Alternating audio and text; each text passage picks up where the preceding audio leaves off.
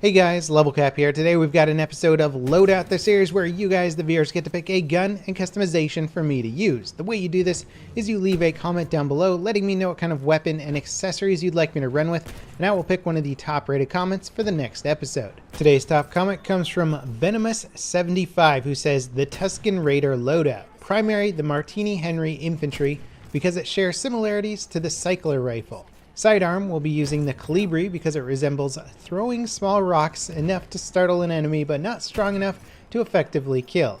Gadget 1 will be the K-Bullet to disable any vehicle that wanders into your territory. Gadget 2 is the Trench Periscope so you can keep an eye on your targets and know when to strike. The grenades will be smoke grenades for use as cover in either preparation for an attack or escape if overwhelmed by foes. Melee will be the Trench Mace because it somewhat resembles the Gaffy Stick, a brutal melee weapon used by the Tuskens." And then he goes on to say, "You are a fearsome savage known as a Tusken Raider. Try to play as the Ottoman Empire on the map Sinai Desert. Be aggressive with this class and ambush your enemies when they least expect it. If you become overwhelmed, use the cover of your smoke grenade and the sandstorm to flee, but be sure to return in greater numbers." Now, even though I've done a few Martini-Henry loadouts before, I couldn't really pass up a Star Wars themed loadout. I've got Star Wars on the brain recently. I just got Rogue One on Blu-ray. The new Star Wars Battlefront 2 game has been announced, and I'm pretty excited for that. Plus, the Star Wars panel happened where all the actors started talking about the next film. The hype train has begun. I have fully gotten on board, and I'm excited for anything and everything Star Wars, including making a themed loadout in Battlefield 1 that resembles the Tusken Raider. Now, if you're not familiar with the Tusken Raiders, they made their first appearance in the very first Star Wars movie, Episode 4, where they ambush Luke Skywalker and C-3PO and are basically trying to make off with his land speeder and stuff, and then Obi-Wan Kenobi comes and saves the day. And you don't really learn about just how brutal this culture of sort of nomadic desert people are until the prequels. But anyway, regardless, they are this sort of nomadic tribe people that live in the desert. They have this cool cycler rifle that seems to fire only one shot at a time, which is very much appropriate for the Martini-Henry. And lucky enough, I was able to get into an Oil of Empires operation, which basically goes through all the different desert maps in Battlefield 1. So not only was I able to play on Sinai Desert,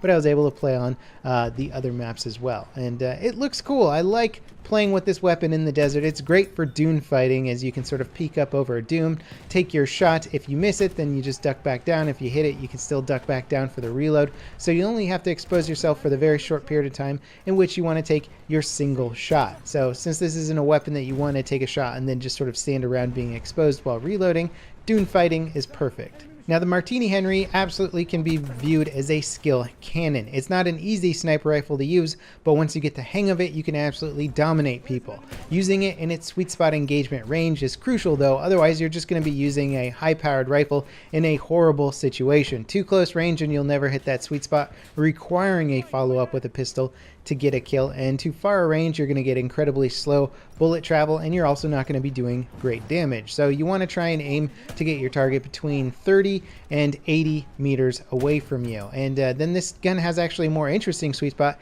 in which the damage maximum goes beyond 100 up to 112, and this allows you to get like limb shots within that range, and that range is 40 to 70 meters, a little bit more constrained than the 50 to 80, but it gives you a little bit more leeway. So if you can get this gun in that perfect sweet spot distance and land a shot on your enemy, you're good to go. You're getting that one shot kill. It's a very fun and rewarding weapon. The sound it makes when it fires is just so freaking awesome, and it's totally unique. There's no other weapon in the game that performs like this one. And with the most recent spring patch, there is now a new variation of this weapon, the Martini-Henry Sniper. Personally, I'm not a huge fan of the sniper because the magnified optic I don't think is that useful for the general engagement distances that you'll use this weapon. It can be fun, but adding scope glint and stuff like that to your rifle when you don't really need it, or at least when you're used to the iron sights, I feel is somewhat unnecessary. I've become so comfortable with the iron sights of this weapon that adding a scope onto it just feels a little bit cumbersome. Now, getting the follow-up kills with the Colibri is pretty hilarious with this weapon. It's not that hard to get Colibri kills when combining it with a powerful bolt-action rifle in close quarters. Often you don't hit the sweet spot and you do a good 80 damage to your opponent and need to finish them off with your sidearm. The Calibri is still funny and fun to use. Not a good pistol, obviously. It's pretty much objectively the worst gun in the game, but DICE put it in there as more of a joke, and it is fun to get kills with it because there's nothing more insulting than getting killed with a tiny little pistol. As for the gadgets, I didn't find too many opportunities to use the K-Bullet on here. Not that many vehicles on the maps I was playing on, but whenever I got a chance I would pop one in there and fire off a round. As for the trench binoculars, I don't really tend to use those that much. I know they can be useful, but I'm more of the kind of guy who just likes to peek over a ledge, find my opponent, and take a shot at them. Spotting somebody from behind concealed cover can again be very useful, but I don't know, I like to play a little bit faster than using that gadget that much. So I use it if I find myself in a situation where I'm pinned down and I really want to spot as much as I can without peeking.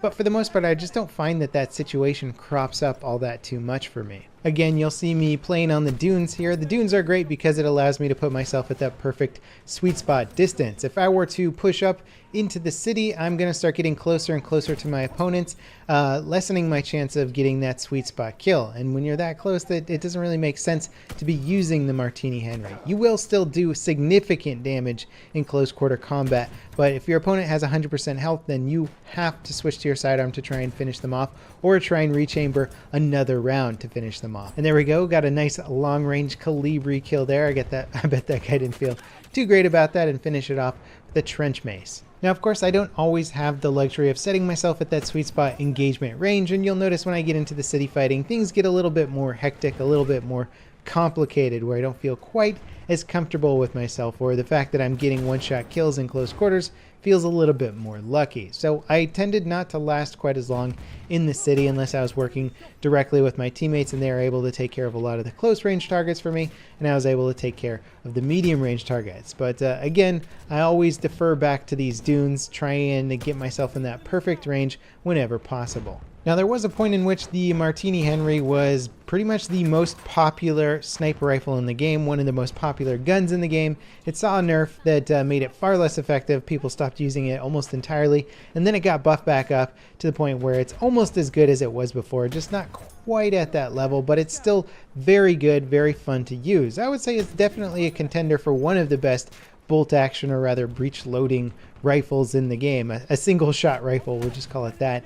It's so good and it's so fun to use. It's definitely a contender against one of my favorites, which is the SMLE Marksman. Finally, we make it onto the last leg of this operation, and sure enough, we're in a sandstorm on Sinai Desert. It's not quite as bright and sunny as Sinai can be on Conquest, but I kind of like this atmospheric change on the desert. It makes things a lot harder to see.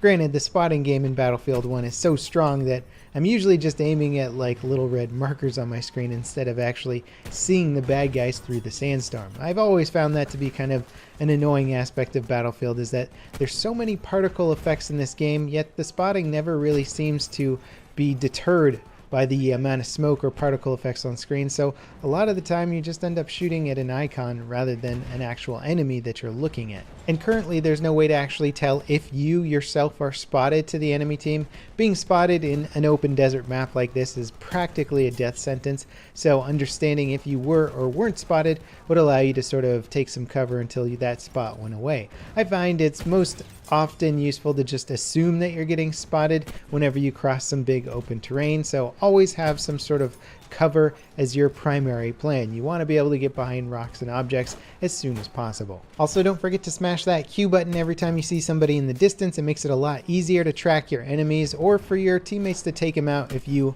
miss the shot altogether. The Q button on my keyboard almost always wears out before any other key on my keyboard because I play a lot of Battlefield and I'm always spotting. It helps out you, it helps out your team. It's just generally a good thing to do. Anyway, that wraps it up for today's episode of Loadout. Don't forget to leave your comments down below letting me know what kind of loadout you'd like me to run for next week. And as always, I'll see you next time. This is Level Cap signing off.